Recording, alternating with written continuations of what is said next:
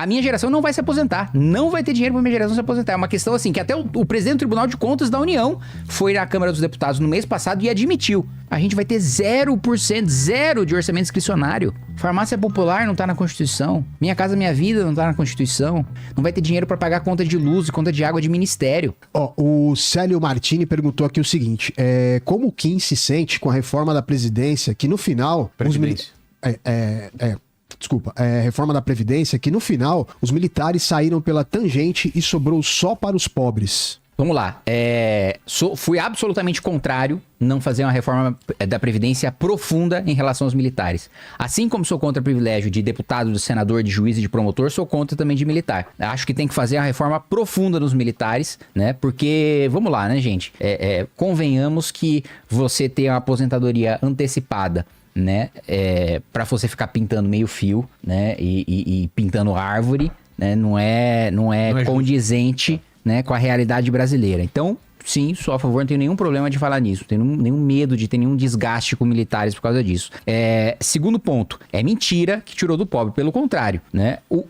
Hoje, né, tem basicamente 2 países que adotam o modelo previdenciário que o Brasil adota, né? O Brasil e a Venezuela. E nenhum dos 2 países são exemplos de bom sistema previdenciário, né? Se nós não tivéssemos feito a reforma da Previdência, hoje não teria dinheiro para pagar o aposentado mais pobre. Hoje, o déficit seria tamanho que a gente não teria dinheiro para pagar a aposentadoria, que a gente não teria dinheiro para pagar BPC. E mais do que isso, antes da reforma, quem se aposentava antecipadamente eram os mais ricos. A idade média com que o mais pobre se aposentava com um salário mínimo, antes da reforma da Previdência, era de 64 anos e 9 meses. A gente passou a idade mínima para 65. Esse cara não foi o maior afetado. O maior afetado foi principalmente o servidor público que ganha mais, que tem um vínculo formal garantido e que estava se aposentando 10, 15 anos mais cedo do que o trabalhador que ganhou um salário mínimo. Foi nisso que a gente mexeu, foi isso que a gente alterou e mais, a gente ainda acabou com a aposentadoria especial de parlamentar, que a minha legislatura foi a última que poderia aderir. Eu não aderi, eu abri mão, não sei se o Lindbergh abriu mão também,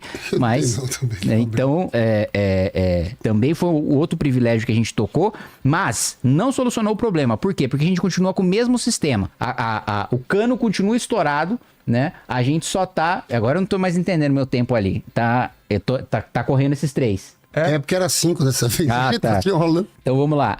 O cano continua estourado, né? A gente só trocou o balde por um balde maior. Mas o modelo é o mesmo. É um modelo de pirâmide geracional, né? Em que quem tá trabalhando hoje tá na base da pirâmide, quem se aposentou tá no topo da pirâmide, só que é o seguinte, acabou, esgotou a pirâmide. Não tem mais essa quantidade de trabalhadores formais e não tem mais essa quantidade de jovens. Se a gente mantiver o modelo previdenciário como ele funciona hoje, a minha geração não vai se aposentar. Não vai ter dinheiro pra minha geração se aposentar. É uma questão assim, que até o presidente do Tribunal de Contas da União foi na Câmara dos Deputados no mês passado e admitiu. Com o modelo atual, a minha geração não se aposenta. Então, ou a gente soluciona estruturalmente o problema da questão da Previdência, que hoje é um esquema de pirâmide, não é à toa que quando foi mandada a regulamentação de trabalhador de aplicativo pelo ministro do Trabalho do Lula, os trabalhadores não quiseram. E não quiseram nem aderir ao sistema previdenciário. Porque eles preferem eles próprios guardar o dinheiro, investir o dinheiro, poupar o dinheiro, do que contar com a Previdência no futuro. Porque ninguém confia nesse sistema e tem razão de não confiar, porque ele é uma pirâmide. Entre economistas ortodoxos, assim, é um consenso da economia que o nosso modelo é insustentável, né? E não só o modelo da Previdência é insustentável, como o que eu coloquei, o orçamento no arcabouço fiscal, um modelo aprovado pelo PT, vai fazer, e isso eu queria muito escutar o Lindbergh sobre isso. Você votou favorável. A nota, o quê? Do arcabouço? Jamais. Fui contra. Aqui, votei do arcabouço. Isso é horroroso esse desenho, Lindbergh. Em 2027, a gente vai ter 0%, zero de orçamento discricionário. Farmácia popular não tá na Constituição. Minha Casa Minha Vida não tá na Constituição. Né? ProUni não tá na Constituição, FIES não tá na Constituição, programas ambientais não estão na Constituição, infraestrutura não tá na Constituição, gastos com segurança não tá na Constituição, gastos com transporte não tá na Constituição. Todos isso são despesas discricionárias e a gente vai ter zero para isso. Não vai ter dinheiro para pagar conta de luz e conta de água de ministério. O Brasil nunca viveu isso. Nunca teve um colapso das contas públicas nessa magnitude. Nunca teve que paralisar a máquina pública por falta de orçamento discricionário. Hoje o presidente da República já governa sobre 8% do orçamento. Quando chegar o próximo presidente, que não vai ser o Lula, que eu acho que o Lula nem disputa a eleição, né? Fazendo uma avaliação pessoal de que não tem nem condição de vencer e não quer fechar a biografia com a sua derrota. Depois a gente pode até apostar nisso, Lindbergh. Eu acho que o Lula nem candidato E até reforçando, né? Segundo o discurso do Lindbergh, a população inteira tá vivendo bem, os pobres estão vivendo bem, mas tem dezenas de milhões de pessoas vivendo bem e caindo em fake news, e por isso, mesmo vivendo bem, tá bravo com o Lula. Eu acho impressionante a capacidade dessas fake news. Obrigado por assistir até aqui.